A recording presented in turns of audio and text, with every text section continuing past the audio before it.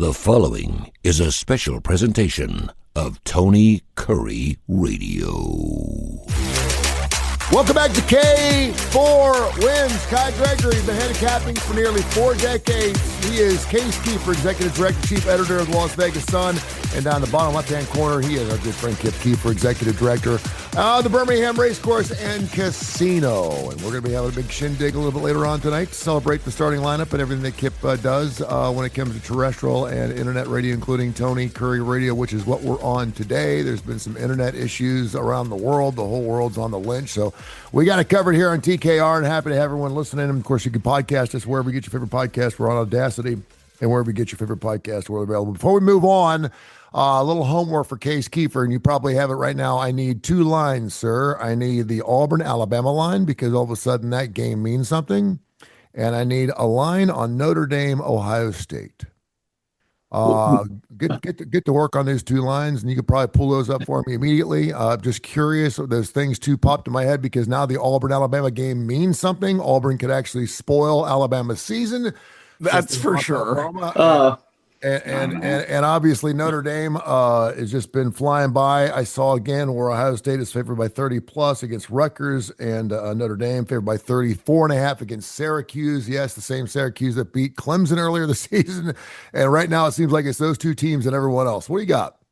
Alabama, that game's up. It's a 5.5 point favorite at Auburn. Looks like multiple sports books, mostly national, not Las Vegas. Did you mean Ohio State, Indiana? Ohio State, Notre Dame, nothing. I don't see Ohio State, Indiana either right now, although I did see last week, and I didn't see this. Someone told me that Ohio State posted as a 3.5 point favorite, which I guess what I'm asking. They're like 39 or 32 over Rutgers. I think I saw. I guess what I'm asking is, what would you post the line as? Alabama, Notre Dame for Ohio State, Notre Dame. Ohio State, Notre Dame. Yes. On a neutral, looking at it real closely, and now you got to keep in mind I've been way higher on Notre Dame than everyone else, but I'd have Ohio State a 3-point favorite. 3-point favorite, okay. Because I was looking at their lines, and it seems like every week is 30-something. And, of course, they were only a 1.5 favorite against Texas. They were a 9-point favorite against Washington, and everything else has been 20-plus points. So, I mean, they've been blowing teams out, and obviously 7-2 against the spread. And I always point out this, but, Tony, the difference, too, between the SEC and the Big Ten, every week in the Big Ten, routinely, you've got teams that are 35, 36, 38-point favorites. That never, ever happens in the SEC. Yeah, and you did say it was Ohio State would be 3 over Indiana? I think it's not up right now, but I know somewhere last week I posted as a 3.5 point favorite. Wow. Ohio State, Indiana for the Big Ten championship. Obviously, the bets will be refunded if it doesn't happen. But I don't know if they just haven't reposted it, but it's definitely not up now. But yeah, someone told me that was the number last week, and I shrugged my shoulders. That made sense to me. So that's Indiana's for real, man. And that's played in Indianapolis, by the way. That kind of gives the Who's a little bit of an edge, I think. That is kind of crazy. All right, we'll start with you, Case, because you jump on these games really early and some big line movements. And by the way, congratulations to James Franklin getting the Va Tech job. What a great get for the Hokies. They could not have gotten a better coach for that organization, for sure. They will win 8 or 9 games a year the rest of his coaching career. That's all they want. That's all they need. I mean, that's good stuff. I mean, I can remember the one year that Frank Beamer was within one play of going to a national title, and that fell apart. But, yeah, I mean, as long as they're sniffing championships, I think that should be enough for Vatek. And again, I don't think it's where he ends his career at. But I do think it's a good step.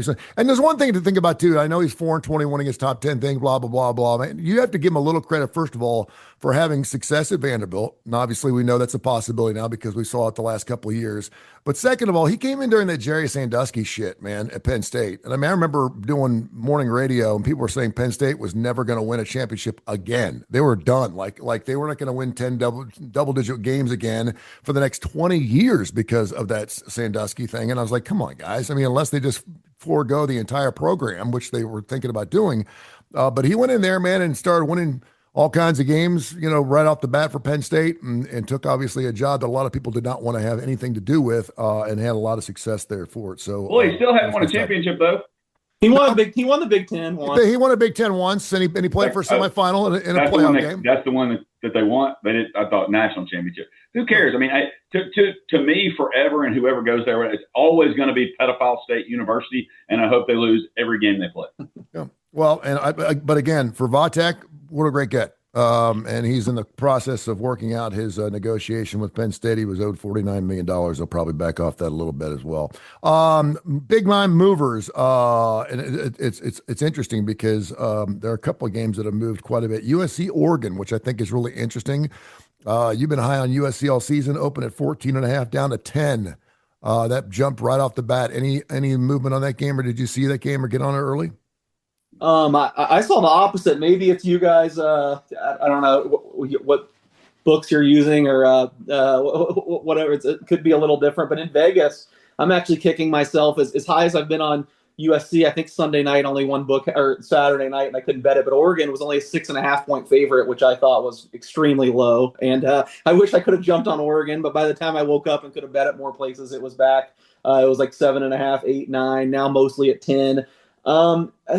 Seems about right to me. As much as I've said Oregon's going to lose one of these games, I still think they could. They lost another receiver. I know I talked about their injuries last week on the show.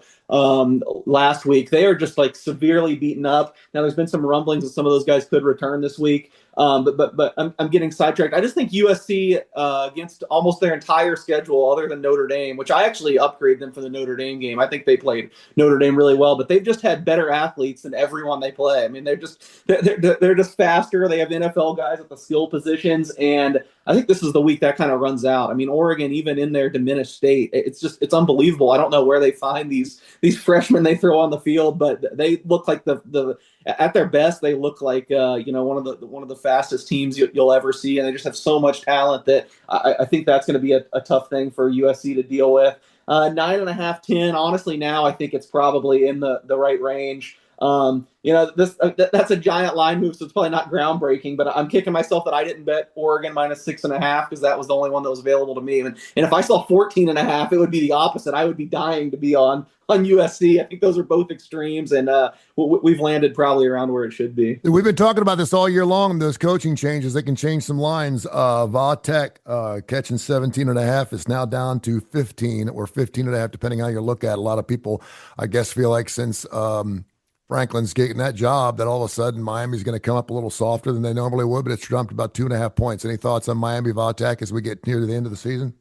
Another one I didn't bet. I didn't have a whole lot this week. Honestly, I could have bet Miami minus 17, and I thought about it. I think that the Hurricanes have kind of shook off some of their troubles. They've looked better the last 2 weeks. We've talked about the interim coach bump, but usually that goes like a week or two. I don't trust Phil Montgomery at all. I mean, I think he was one of the worst coaches in the country at Tulsa. I don't think Virginia Tech's looked particularly sharp. It's just 17, kind of a semi-key number. I'm not rushing to lay 18, but if this somehow went back the other way, I could only lay it because I think Miami's just a cut above all these teams. And man, the toughest loss last week, even though I had no money on the game, I just really wish Boston College would have held on against Georgia Tech. Who I liked all week, by the way. Yeah, I mean, I'm biased because I have a lot of Miami. College.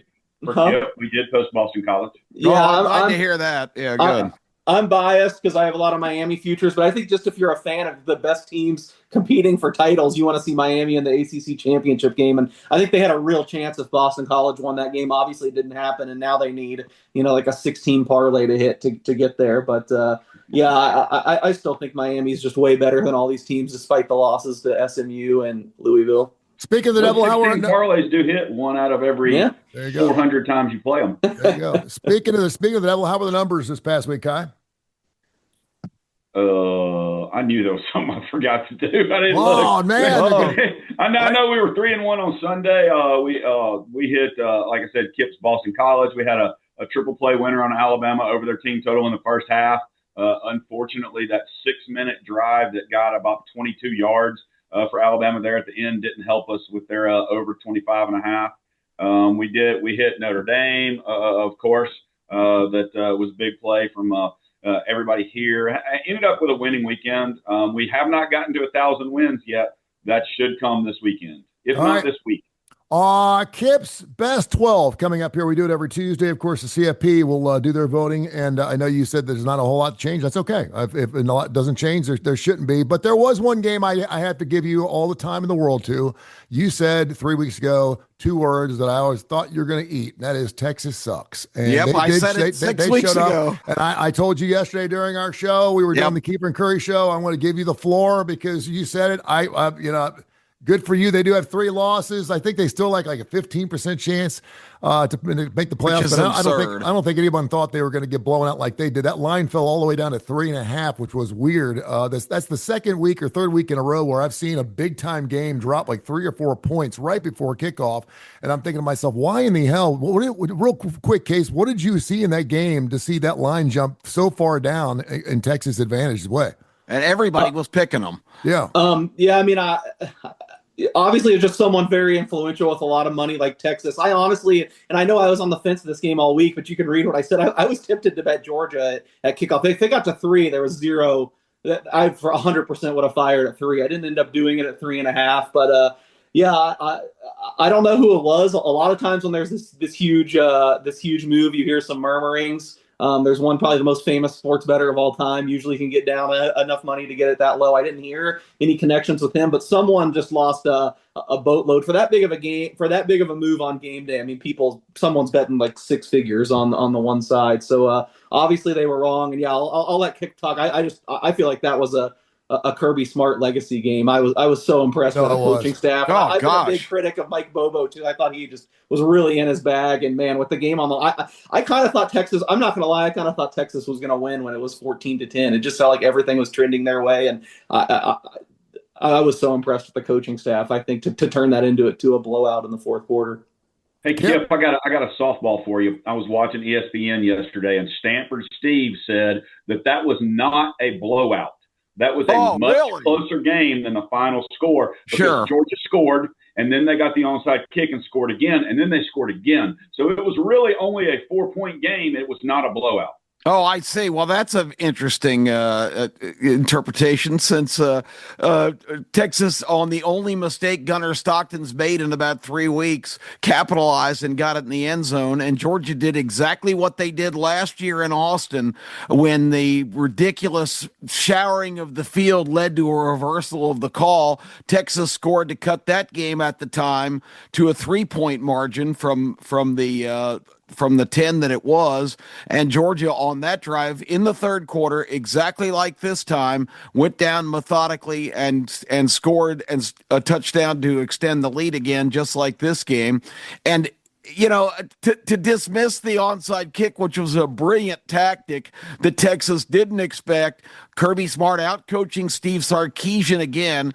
Huge advantage in the coaching ranks in that game, because as much as I liked Sarkisian before, with this Texas, I didn't like the Texas team last year. And the only reason I got offended last week when I was getting some flack from you guys on this is because you guys were basically accusing me of fandom.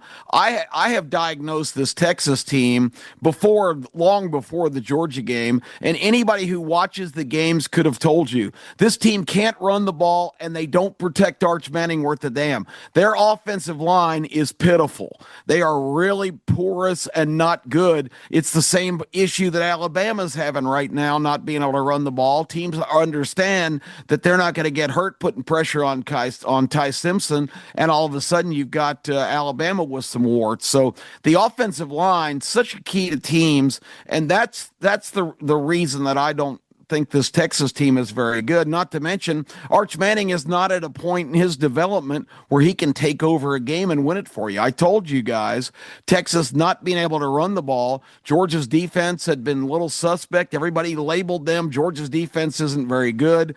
Well, Georgia's defense against the run has been outstanding all year. The secondary has been burned at times, but if you watch recent games, this team is really starting to gel, arguably more than just about any of the other top teams in the country. They're young, and they made a lot of mistakes early in the year, but Kirby has a well-oiled machine going right now in Athens, and I'm not forecasting any greatness, but this team is positioned as well as just about anybody else. So my doubts about Texas, I diagnosed them a long time ago, so that wasn't a Johnny-come-lately analysis of the game. And people that like Greg McElroy getting on go, well, you're going to see the real Arch Manning step up, the one we've expected all year. And Texas just has better athletes. They're going to beat Georgia. And there was all kinds of guys spewing that kind of nonsense. You're going to have to really play a full-scale game with a full deck to beat this Georgia team right now, because Gunnar Stockton, nobody's talking about him for Heisman consideration, but that kid is playing as well at quarterback as anybody in the country. All right, so last week, Ty Simpson probably lost the Heisman Saturday. Yeah, his performance. 21 touchdowns, one pick going into that Gall game. You look at those numbers. I mean, that's just, it's silly to have, it used to be, if you could go a 2-1 on touchdowns over picks in any league, it was good. And he's 21-1. I mean, it was crazy. And of course, he throws the pick early in the game. Last week, Kip, you had in Kip's 12 best: A&M, Alabama, Georgia, Ole Miss, Oklahoma, Ohio State, Indiana, Oregon, Texas Tech, BYU, Miami, and Notre Dame. Have any of those changed this week? No, I wanted to put Utah in. I thought Utah's performance at TCU was astounding, but then I stayed up till 1 o'clock in the morning and watched BYU. They were at TCU. Let me correct that. TCU went out to BYU. BYU just boat raced them, and BYU looked great doing it. I don't understand the BYU line this week. We can get to that in a few minutes, but yeah, I wanted to make a change and put Utah in, but BYU didn't allow me to. I will say in my top 12, Oklahoma solidified their position. The College Football Playoff Committee did not have Oklahoma in their top 12 last week, and I continue to insist, and I think Case touched on it a minute ago, Miami is one of the 12 best teams in the country. They might have one of the 12 worst coaches in the country, but Miami, the team, if it's supposed to be the 12 best teams, Miami is definitely one of them, and the way they've played the last 2 weeks is shoring up that. So I've got the same 12 this week. If I was numbering them, I would have them in different order. I think Oregon has to win against USC because I heard Heather Dinich saying again that Michigan and USC are positioned, the Big Ten isn't as weak as everybody's saying, because they're now both positioned to get in the playoff.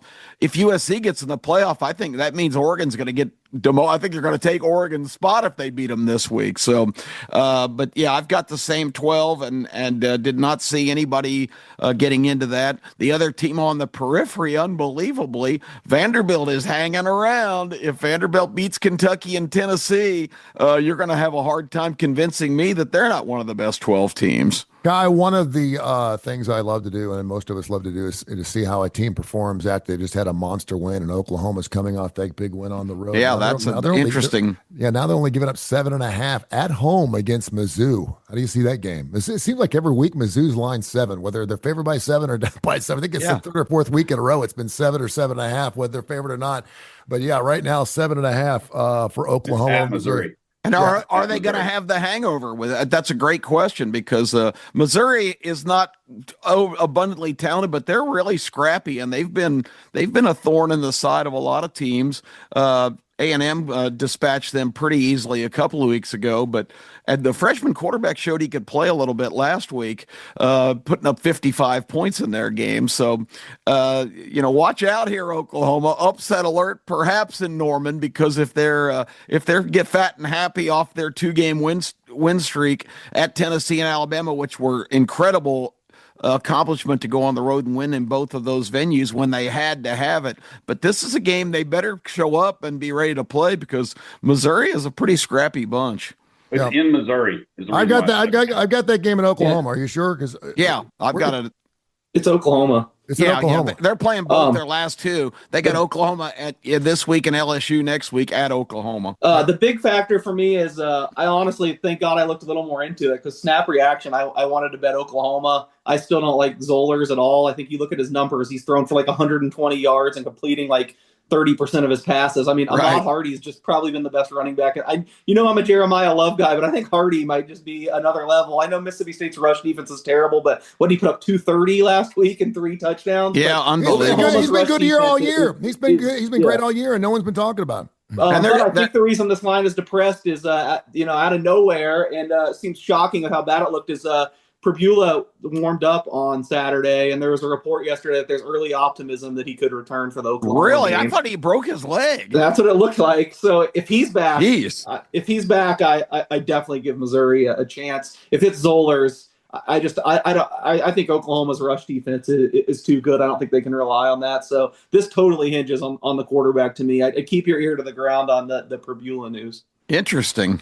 Hey, I want to go back to Kip's top 12 because, and I told you, Tony, before I was going to throw this out there. Yeah. And I've really, really looked at it since Saturday, since Alabama lost.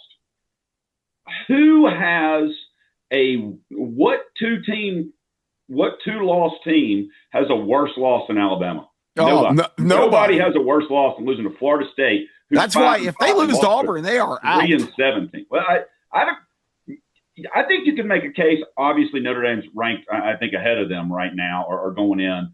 We'll see tonight if that stays that way. Utah, I think, should get in over Alabama with their losses to BYU and Texas Tech. 2-loss Michigan, only lost to USC and Oklahoma. Those are much better losses than losing to freaking Florida State. That's Miami, for sure. Their 2 losses. I mean, Louisville and SMU. SMU's not ranked. Louisville is. So you could argue that they have not as bad a loss as Alabama. I guess Virginia, since they're 2 losses and they lost to NC State and Wake, those are probably worse. But both of those teams in the ACC are ranked higher than Florida State. I mean, Florida State lost to a Stanford team that only beat Boston College and San Jose State. And I know Alabama had a good run, but if you're talking from beginning to end, the body of work says other teams should make it over Alabama. Well, the Alabama argument is going to be the quality of wins they had, and I think it was overblown. The gauntlet that Alabama went through, that's what all the Alabama fans were so excited about, that they were beating all these ranked teams. But, a lot of them are, Vanderbilt. No. I mean, they beat Georgia. They beat Vanderbilt. That's the best win of anybody. They beat Vanderbilt, who you just said should be in the top 12. Yeah, possible top 12. And they beat Missouri. They beat point. Missouri, who's got their quarterback. Who's sketchy, and they beat Tennessee. And the Georgia win. The Georgia win kind of negates the Florida State loss for Alabama's resume. They win LSU. I mean, I don't know what else schedule wise they'd have to do to show anybody else that they can play. And they're in the SEC. Lose Florida State. There's no doubt. That's the worst loss any contender has. But do you remember who Notre Dame lost to last year? Northern Illinois. They got in. I'm not disagreeing. I'm just saying if you sit down and you're looking at 10 2-loss teams to get the last 4 spots, because it's not the best 12 teams. It's not. It's supposed to be. And that's why we do Kip's best 12. That's why we're doing his best 12. That's why I'm saying, as you get into this, what is Alabama going to be ranked tonight and why? And yes, things could change. Obviously, they've got to lose in Auburn. They'll be 10th. They'll be 9th or 10th. They lost 6 spots in the AP poll. They were the only team that lost anything. And people here will be bitching about that. They'll be 9th or 10th tonight.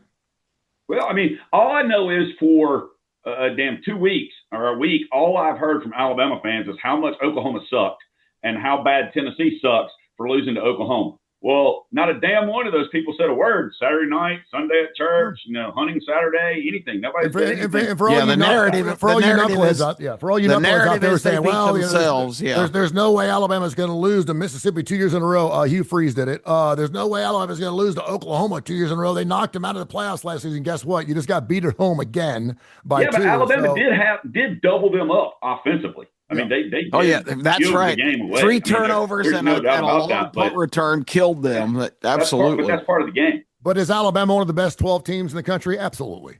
But again, that's not what the committee is going to do. No, and they may have just saved their own ass by losing that game, because there's a chance they're not going to play in their conference championship and they're going to get in because they got 2 losses.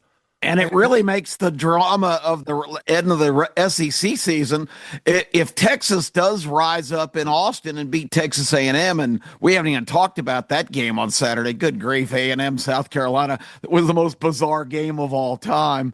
But great halftime bet. Very well done. If Texas beats Texas A&M, then you've got all these one-loss teams and all these tiebreakers.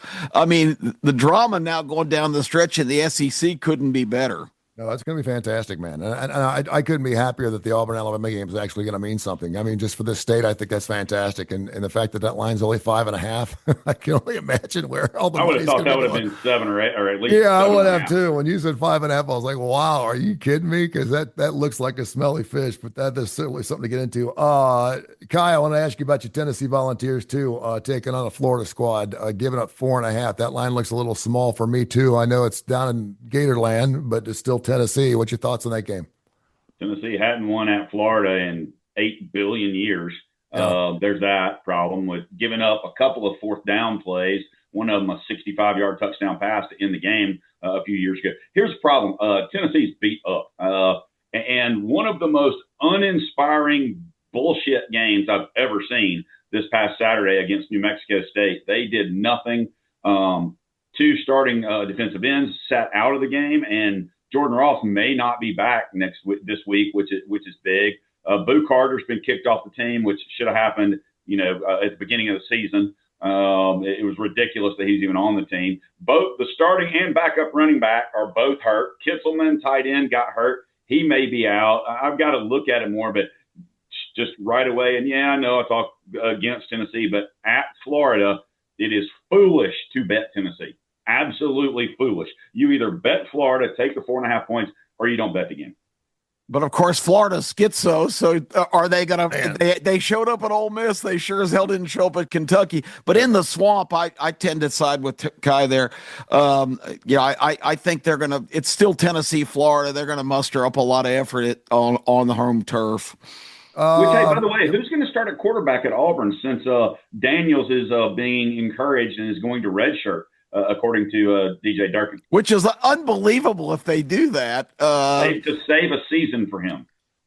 Yeah, I know, which is in a game of that magnitude, I heard that nugget, and I've been kind of incredulous about that because that's the game everybody points to. That's the game of the year, and now the game means everything. It salvages Auburn's whole season if they knock Alabama out of the playoffs. I can't imagine they wouldn't go with their best guy. I mean, it made Patrick Nick's career when he was at Auburn. When Stan White got knocked out and Nick came in and threw a touchdown pass late. I mean, it made his whole lure at Auburn. And so why not? I mean, I get the redshirt thing and 4 games and all that, but man, why not give this kid who's done a decent job a chance? Because you don't have a chance with Jackson Arnold. Yeah, because I've never seen such a turnaround. I thought he was absolutely no talent in his first couple appearances, but he put on a show in the Vanderbilt game and really showed what he's made of. So I can't imagine anybody else starting a quarterback in that game. And if they do make that decision, and maybe the justification, well, Jackson Arnold beat Alabama last year. Well, Jackson Arnold doesn't look like he can beat Kennesaw State right now. Well, and with them having Mercer this weekend too, it's an de facto bye week for them, Alabama, so they can have some fun this weekend too, and they probably should win 45-0. Let's run around the horn. Tennessee had their bye week against New Mexico State, and they literally lost. Could be without 8 starters that went down in that game. Crazy. You never know. Also, A&M's got Samford, another de facto bye week. I hate these late season games. I mean, I'm happy. And that's not even the worst. Georgia, Charlotte, and Alabama, East Illinois. I mean, that is just pathetic. I don't think there's a line on the Texas A&M Samford game yet. I haven't seen it. And I mean, Samford's 1-9, I think, and fired their coach. Yeah, there's not a line on that game yet. I'm sitting here looking at it as of right now, so we'll probably have that a little bit later on in the week. Case, any other early games you jumped on? We kind of got into this, some things that you pulled the trigger on real quick, some lines that we probably can't get, but I'm curious to see how you did on those. That's where you make your money. Hey, and tell us about Hawaii and UNLV Friday night. I think that's going to be an incredible game. Yeah, it'll have actually a really good crowd too. One of the UNLV's getting pretty good draws now that they've been good the last few years. But this game, I think a lot of people don't realize about Vegas is like we're so many Hawaii people. They call it the Ninth Island. Their quarterback, Micah Alahado, is maybe the best high school football player in Nevada history at Bishop Gorman. I think he had something like 70 touchdowns and 1 interception as a 3-year starter. He's just absolutely insane. He's smaller. That's the only reason he's at Hawaii. He just didn't have the prototypical size to to get these bigger programs. But as good as he's been at Hawaii this year, and I think their last game they beat San Diego State, who had become odds-on favorite to win the Mountain West. They crushed them 38-7. All that being said, I think that performance does kind of weigh in my mind that Hawaii now is like the highest they've ever been in the market. I love to see it. I was a big backer of this team. I have them over wins. Like I said, a big fan of Alejado, but I just think at any other point of the season, UNLV is a bigger favorite here. Now it's hard to lay any points with UNLV because like every game is 52-49 going into overtime, whatever. But UNLV is pretty comfortable like in these shootouts. I really think it's going to be a blow for blow, a ton of points. But because there's going to be a ton of points, I think it's a little easier to lay 3. And I honestly didn't bet much this week, but UNLV -3 was one of the smaller ones I laid. I just think it's I think there'll be a lot of points. I think they have a chance to separate themselves. There's no doubt they have the better roster. Hawaii's played a little bit better this year, and you could say the home field advantage is not going to be the same. It's going to be like 50-50 Hawaii fans. There's tons of Hawaii people here, so that game should be interesting. I landed on UNLV. Again, I didn't land on a whole lot. A couple things. I guess this is week 3 where we've come on Tuesday night action, and I'm going to bet on the same team. I'm 1-1 the last 2 weeks. Let's see if I can finish 2-1 or 1-2. Yeah, I bet Akron +3.5 tonight at Bowling Green. Bowling Green's down to like their 3rd quarterback and just been awful. If there's an old friend, I know former SEC quarterback who's terrible in Notre Dame, Drew Pine is their starter. But he's been Missouri. Good grief, he's awful. Yeah, I can't believe though. I mean, they need him back. If there's, I will try to get out of this if somehow he's able to come back. He hasn't played in several weeks, but he's way better than their other options. But right now, yeah, I'm going to take +3.5 with Akron. They didn't come through for me last week. I gave it out on the show, but they took it to overtime. They were probably the better team, but had some turnovers, so I'm on Akron. And another team I think I bet 2 weeks ago on the show, I look again. This was actually my biggest bet. It's moved a lot. I bet Wisconsin +10 hosting Illinois. I just think these teams are super similar. They're two of the slowest paced teams in the nation. They're just going to run for the most part, they're going to run the play clock down and try to get 4 yards and march down the field that way. I just don't think there's a big difference. Illinois' offense definitely a little more explosive, but I think Wisconsin's defense is actually better. So this is down to like 7.5, 8, just as long as you get over a touchdown. I didn't even think it would move this much, but I like Wisconsin as the big home underdog. All right, Kai, any other games? If you looked at the entire schedule, you look at it about the same time Case does, but anything jumping out to you right off the bat? Tonight I've got to go against the Fighting Tony Currys, the UMass Minutemen. Ohio laying the 33. I mean, I like Akron in that situation. I think the upset that screws some things up for everybody come Saturday. Pitt goes to Georgia Tech in a game that their coach cares about, unlike their last game, and beats Georgia Tech. And I don't like saying that because I love Haynes King, Brett Lee. I love everything there, but I'm really liking that game. I also like Jeremiah Love to go over whatever his touchdowns and rushing yardage is this weekend.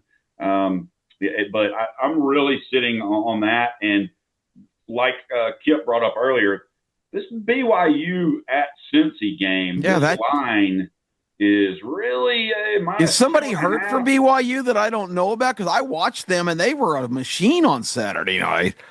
TCU is not a bad team, and they grinded them right up.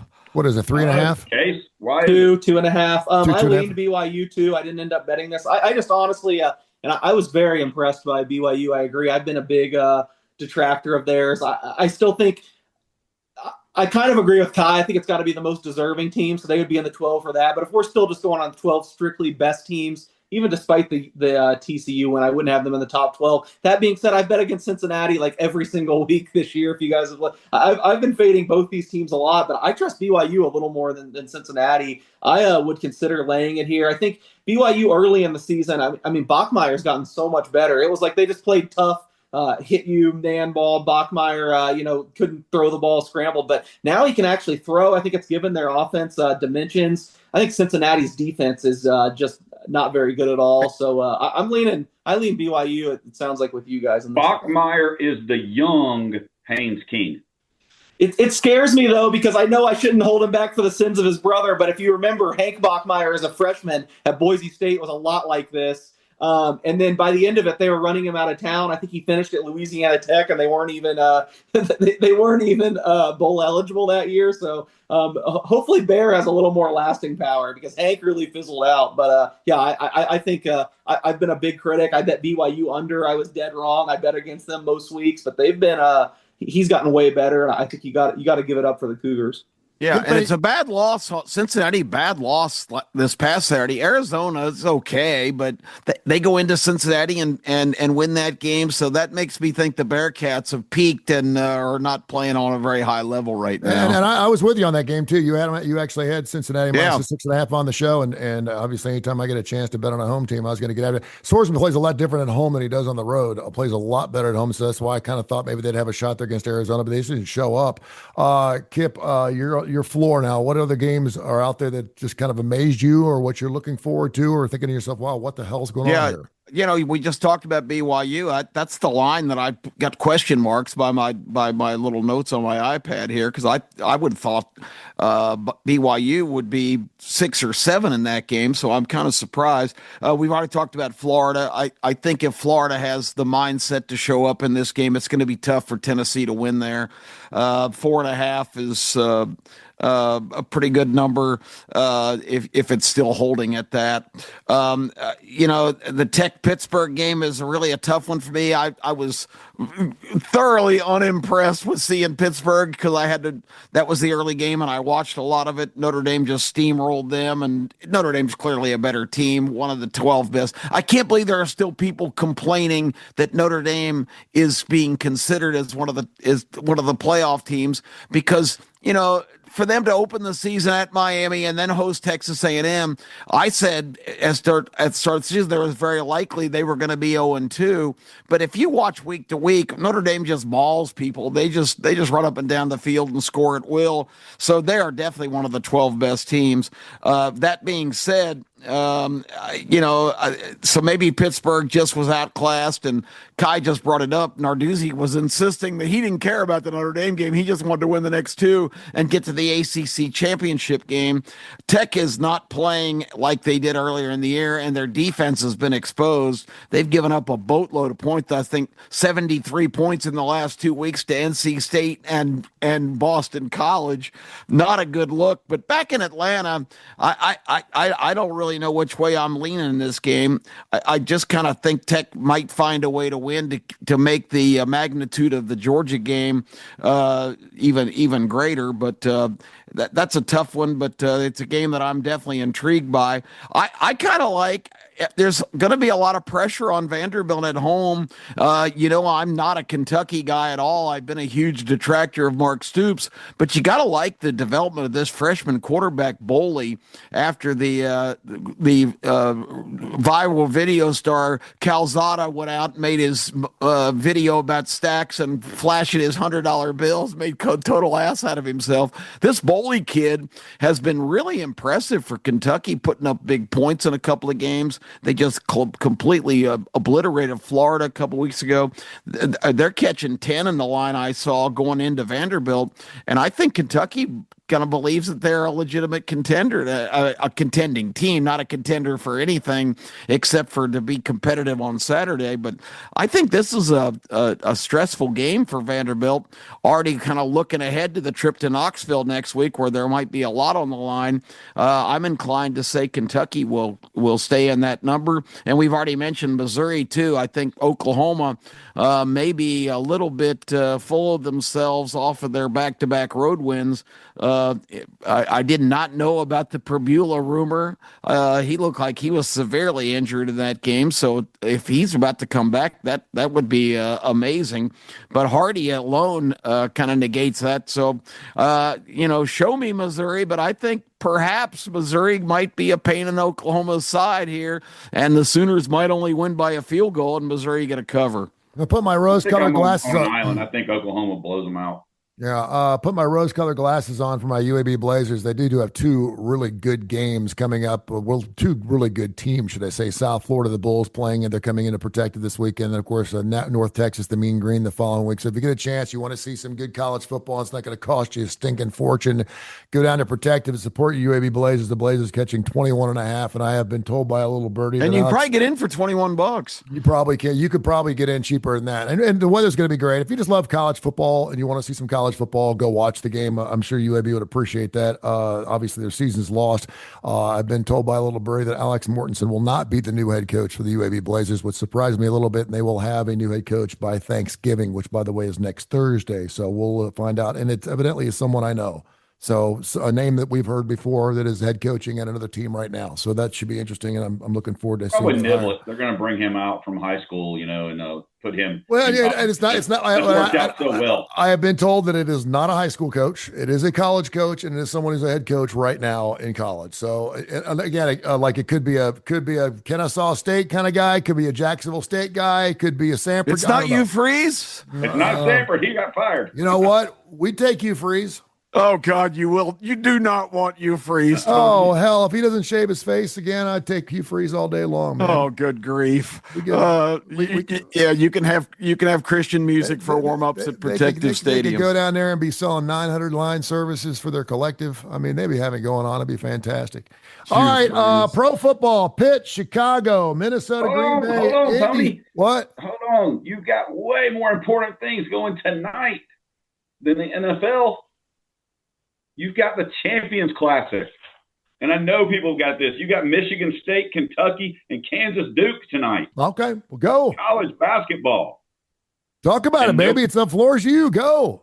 No Peterson for Kansas, I think, is huge. But Michigan State, Kentucky, I mean, let's be honest. And I know, and he's never really said it, I know Case loves Tom Izzo and thinks he's a great coach. Because, let's be honest, he is, especially in tournaments. This is kind of a tournament setting. Going there, Kentucky, Mark Pope, who knows? Kentucky has the better lineup, in this game, but laying 5.5 against a Tom Izzo team that doesn't have any pressure on them, number 11 versus 17, a great game right after that. Kansas, number 24 at Duke, number 5, who's starting, I think, 4 freshmen in the game, but Peterson is out for Kansas, so really like Duke to handle that business tomorrow. Arizona and UConn playing number 4 versus number 3. I'm going to go. I am staying on my Arizona bandwagon. Just for the record, tomorrow night, whatever the line is for UConn, I'll take Arizona. And tomorrow night, Alabama and Illinois also. Four huge college basketball games coming up in the next 2 days. No doubt. Jump on them, man. And thanks for bringing those up. We try to go show by show. And of course, we do this show live. And we try to talk about stuff down the road because we only do the show on Tuesdays and Fridays. And so we want to make sure that people got something to think about. We do have some pro football action going on this weekend. Pitt, Chicago, Minnesota, Green Bay, Indy, Kansas City. I know you've been on Indy all year long. We'll get your thoughts on that. Philadelphia, Dallas, Tampa Bay, LA. I've been seeing something all week long, and I'm getting kind of sick and tired of it. The question is, it's been on First Take. It's been all over ESPN. Are the Chicago Bears a good football team? Can you answer that question for me, Case? Are they? Do I care? I really don't give a squat. But everyone keeps saying, the Chicago Bears, what are they, 6-3? They seem to be a pretty good team. Why do we keep asking this question? I think they might be 7-3 even. Why do we keep asking the question? Why wouldn't they be? I think it's valid. I guess my answer would be hedge a little. I'd say they're not a bad team, but I wouldn't go as far as to say they're a good team. Look, it's when we talk about in the NFL, the margins are just so slight. I mean, anything can happen, and they're just having every bounce go their way. I think out of those 7 wins, have 5 of them? It seems like 5 of them have come down to the final minute, and it's not against even good teams. I mean, even when they're playing the dregs of the Raiders. We were making fun of the Raiders. I mean, they needed a miracle to beat the Raiders. Well, last week they came back and won in the final minute. I mean, with one of the worst. I mean, J.J. McCarthy was absolutely terrible in that game. Caught fire late. They score. They come back to win. I haven't seen enough. I mean, the Chiefs are a team we always talk about ground zero of this. I mean, they really haven't been the Chiefs of like the Tyreek Hill, early Patrick Mahomes days the last couple years, and they just find ways at the end of games. And now this year it's going the opposite. Like, does anyone in the world think the Bears are better than the Chiefs? And the Chiefs are just the Chiefs are having the bounces go the other way, and it's 5-5. So I think the Bears are fine. They're about league average. I think they found a really, really good coach. I was super high on Ben Johnson, and I think that has. What are we hearing about Aaron Rodgers' injury situation? Are we hearing anything about that? I know he got benched out yesterday, and of course they didn't need him against Cincinnati Bengals. But what's he like? And I know the line's only 3. Yeah, I've heard that there's some concern that he might have a break in it. I think was the report yesterday. So for me, if I was forecasting, I would say he's not playing. But I also, and I'm not a Rodgers hater. He's actually been better than he hasn't been great this year. He's been pretty bad the last 3 weeks. I do like that he's kind of just shut up and assimilated to the Tomlin system, because all the Jets problems last year, he was so tone deaf. They were all on him. I mean, the most hilarious story ever was when he said, everyone just needs to be quiet and focus on the things of winning and stop creating distractions, when he was the one creating every single distraction with his just bizarre comments he'd make every week on the McAfee show. So I think he got to be enthused with the way he's went into the program this year, but he hasn't been great. I think you can plug and play Rudolph, and it's not that big of a difference to me. So I don't have any bets on that game. But yeah, if I was guessing right now, obviously we'll get a practice report, injury report tomorrow, but I would think he's at least sitting this one out. Guy, you've been on Indiana Jones all year long. You're catching 3.5 on the road at KC, the Chefs. What do you think? Difficult place to play. There's no way that I would lay it. I just don't think Kansas City's they're getting worse breaks or probably than Baltimore. But, no. I'm taking Indiana Jones still. I'm sticking there. Jonathan Taylor going to go for about 150, 160 against that defense, something like that. But I've got a question because I know we always talk about look-aheads. We've always talked about that. And I'm just wondering what the look-ahead was on this game at the beginning of the year. Because you can have look-aheads for every game in the NFL again. Is there any chance New England would have been an 8-point favorite at Cincy preseason, or would that not have been 8 to 10 points the other way? I have Cincinnati -5.5 coming into the season in that game. So yeah, you're right. A half-point swing. Yeah. Wow. It's about right. And we keep harking back to the Raiders. The Patriots are 8-2, and their opening game they lost at home to the Raiders. And I'm just going to say, Titans, you are reaping what you sow, getting rid of Vrabel, you absolute morons. Yep, they're the stupidest franchise for sure. That's a prime example of changing an atmosphere for a guy who just changes everything. I don't think he wanted to be at Tennessee. I know that he played there, and I know that he loves that area, but I think he wanted to get the hell out because he wasn't getting the pieces, the skill players he needed to win traditionally well. And of course, once Henry was gone, it was pretty much over. Yeah, I will say this too about the Cincinnati thing. And I know Joe Flacco went for 470 a couple weeks ago. Damn it, put a facial expression on or something. Do something. Joe Flacco looks like a scared bird. Like when you look at a bush and you pull the bushes back and there's a bird sitting right there and it doesn't think you see it. It just sits there and goes like this. It doesn't move. Joe Flacco needs to do something.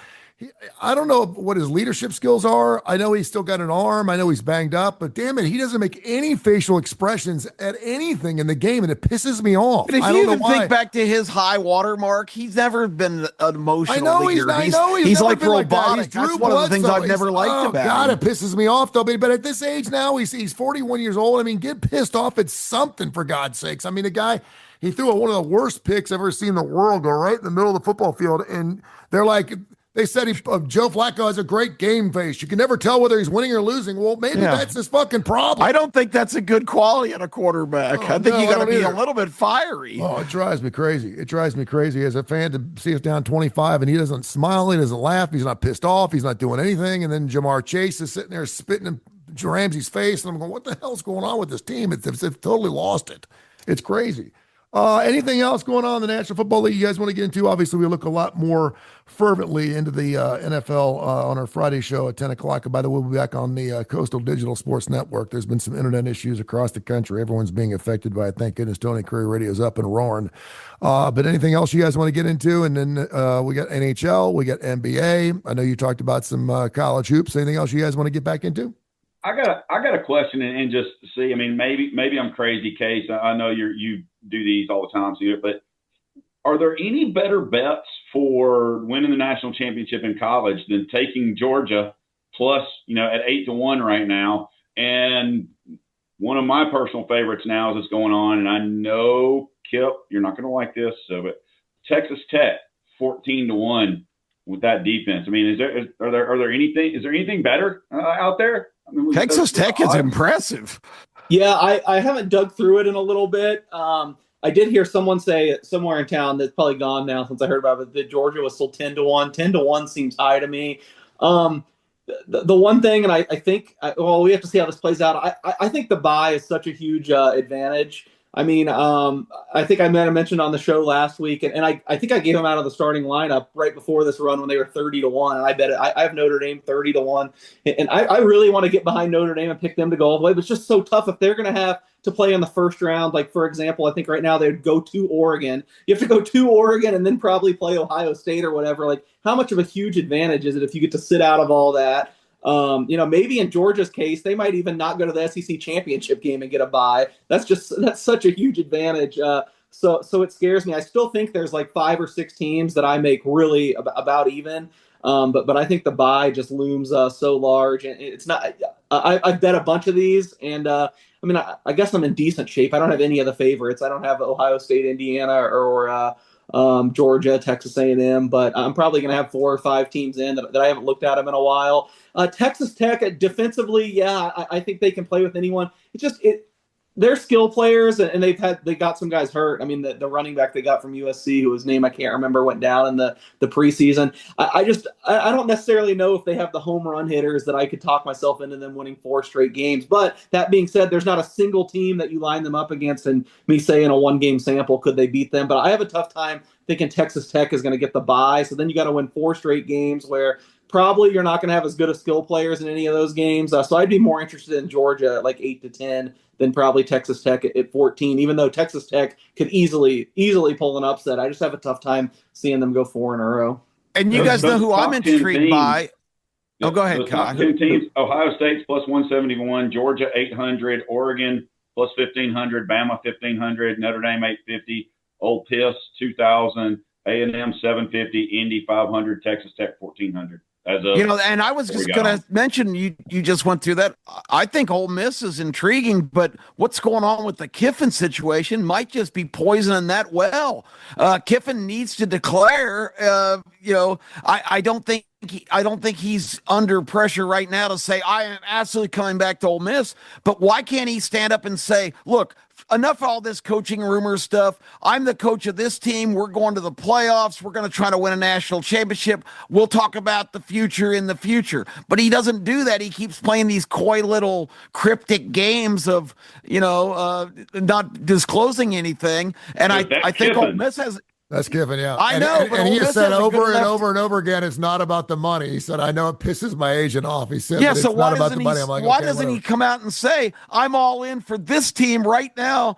But he's not doing that. I mean, I think he's really doing a disservice to Ole Miss by, I don't think it would be fair to make him make a declaration that I'm definitely coming back for Ole Miss next year as the coach if he's thinking that he really wants to take the Florida or LSU job. But on the other hand, I mean, he's got a team that 2,000 is their 2,000 is their number. I know the team has defensive deficiencies, but I think he's got a team that's as good as just about anybody in this tournament. So he'd have to leave that town in a pine box. Didn't someone else say that one why time? would you take the Florida or the LSU job over Ole Miss as far as with what he's doing there? He is a hero there. Oxford's a much smaller town than Baton Rouge or Gainesville. People come in there. There's all kinds of people outside. As long as he wins 8 games a year, he can probably make $10 million plus a year, and it costs less to live there for the next 15 years versus going to either one of those places, having a shitty year in the next 5 years and getting fired. He wants to win a championship, man. He's not going somewhere to win 8 games every single year. And he's already at Ole Miss, 8 games a year ain't enough anymore. It ain't enough anymore. But he's won 10. He's won 10 now. Well, and he's setting the bar. I think he had the team last year to win the national championship, and they blew a couple games that were inexcusable. But for him, and Case's thoughts on this. Case, what's your thoughts? I mean, the fact that he just once again assembled this roster and comes up with this quarterback that's right out of a movie script. I mean, the way he keeps putting pieces together there, wouldn't you have arrived now at the conclusion that I can actually win a national championship at this school? Yeah, if it's really not about the money, I think that, I mean, you stay at Ole Miss, and even if you don't win a national championship, you get to the playoff a couple times. Like, you're going to have a statue out there. I think he's done a tremendous job. I personally just kind of feel like he's going to Florida, though. I do too. I don't know if that's why he hasn't said anything. Yeah. I think he just loves being the center of attention. He loves everyone talking about him. He's always been that way. But isn't that a detriment to his team right now that he's not being definitive? I agree. It's a really strange situation. I heard someone, an insider yesterday with the report that there's even some growing frustration with the administration, just because maybe they've put a really big offer on the table. And seriously, when's the last time Lane Kiffin gave a damn? I mean, seriously, he's moved around in 16 different places in the last 17 years. Do you think he gives? But this is the new yoga. I hope I'm wrong and they win the national championship. I have a 50-1. I'm having a hard time getting over. I completely agree with Kip. I think his best team was last year. I mean, I think that team could have won the national championship. Yeah, that defense was. Look at what Nolan's doing every week in the NFL. I mean, that team had.